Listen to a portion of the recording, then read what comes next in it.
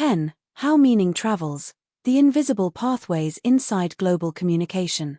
If behavioral drift begins with interpretation and reputation is shaped by internal coherence, then the next question for global leaders is deceptively simple. How does meaning actually travel inside an organization? Not the literal message that is easy enough to send through emails, calls, slide decks, and memos. What is complex is the emotional and cultural meaning of the message, the part that travels quietly beneath the surface of words. Leaders often picture their message moving through the organization as a controlled sequence. One person passes it on to the next, and the meaning stays mostly intact. In practice, communication behaves more like a system exposed to multiple uncontrolled variables. Each layer of the organization introduces a new filter: cultural assumptions, departmental priorities, emotional climate, hierarchy, workload pressure, or even simple ambiguity. These filters alter tone, urgency, intent, and perceived importance. This is what MC3 calls communication drift. By the time the message reaches the final team, the wording may still resemble what leadership intended, but the interpretation no longer matches the original strategic meaning. A global COO once described this phenomenon as watching my message go on a journey I never intended. He would send clear instructions to regional leads, and weeks later the behaviors emerging on the ground bore little resemblance to what he believed he had communicated. It was as though the message had been translated into several emotional dialects along the way. It's like the message passed through a set of customs checkpoints, he said. Each checkpoint added or removed something. Those checkpoints are the invisible communication channels within any global organization. They are not formal reporting lines or official procedures. They are emotional and cultural filters, the spaces where meaning shifts. They can be found in team meetings where local managers reinterpret instructions for their context, in small side conversations where colleagues check how seriously the message should be taken, in WhatsApp groups where tone is inferred rather than heard, in the quiet hesitations during calls when someone considers asking a question but decides against it. These small interpretive moments shape the message more than its original form. One of the most common pathways through which meaning changes is local adaptation. In global organizations, regional managers often translate leadership's message into something that feels culturally safe for their teams. This is usually done with good intentions. A leader expresses urgency, a local manager softens it to avoid creating panic. A leader speaks with strong direction, a manager reframes it more gently to protect team harmony. A leader communicates caution, a manager intensifies it, believing their region requires more structure. These adaptations are not distortions in the malicious sense, they are emotional translations.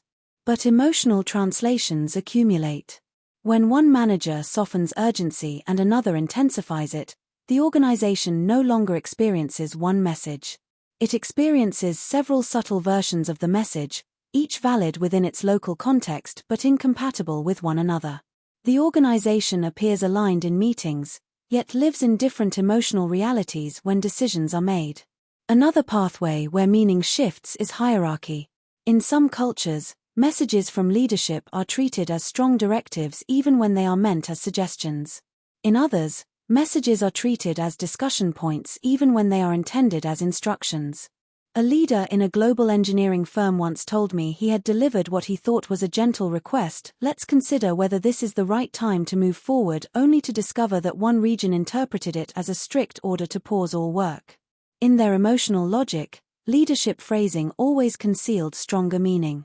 Meanwhile, another region interpreted the same sentence as an invitation for brainstorming. The message had not changed, the hierarchy lens had. Meaning also travels through silence, perhaps the most misunderstood channel of all. Leaders frequently underestimate how much interpretation happens in silence.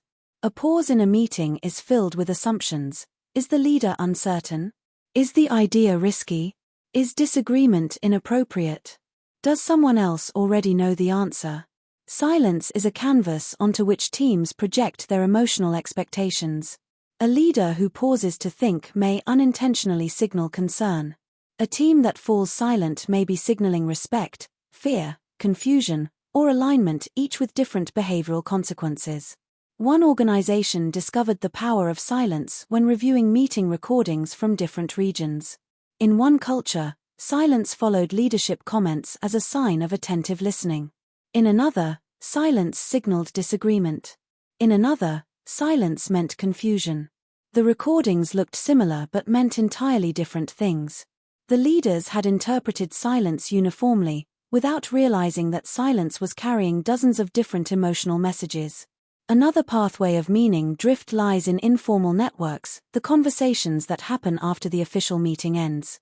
These moments often reveal the true emotional interpretation of a message. People reflect on what the leader really meant, speculate on tone, attempt to decode urgency, and test conclusions with their peers. In some cultures, these discussions are vibrant and explicit; in others, they are discreet and cautious. Regardless of how openly they occur, they are powerful. They create the emotional narrative that shapes how teams act. One global organization found that a single phrase used by leadership, "We are evaluating our next steps," generated two entirely different internal narratives in different regions. In one, the phrase was interpreted as standard procedural language. In another, it triggered rumors of restructuring. The phrase had not changed, but the emotional history of each region had. And so the meaning followed the emotional pathway, not the literal words. Meaning also shifts when it meets fear. Fear is one of the strongest amplifiers in global communication.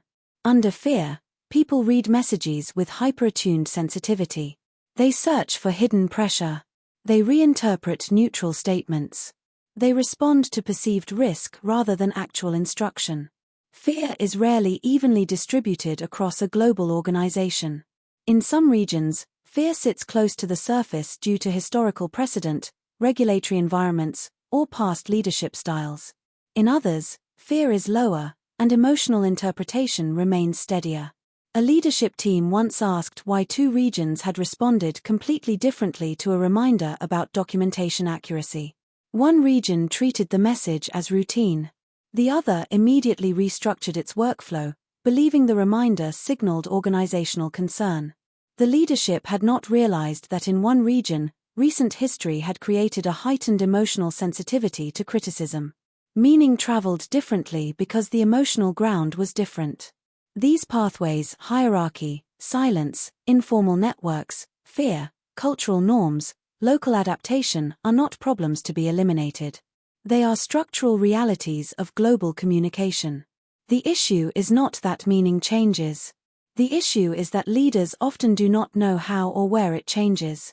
When leaders understand the pathways through which meaning travels, they can begin to anticipate where drift is likely to occur. They can shape messages with awareness of how tone will be read, how urgency will land, how silence will be interpreted, how cultural instinct will react. They can communicate not to broadcast information, but to stabilize the emotional architecture through which the information must travel. Meaning does not travel in straight lines. It travels through people, and people carry emotion. The next chapter explores the emotional history of organizations, how past experiences, previous leaders, crisis memories, and organizational narratives shape the way teams hear the present.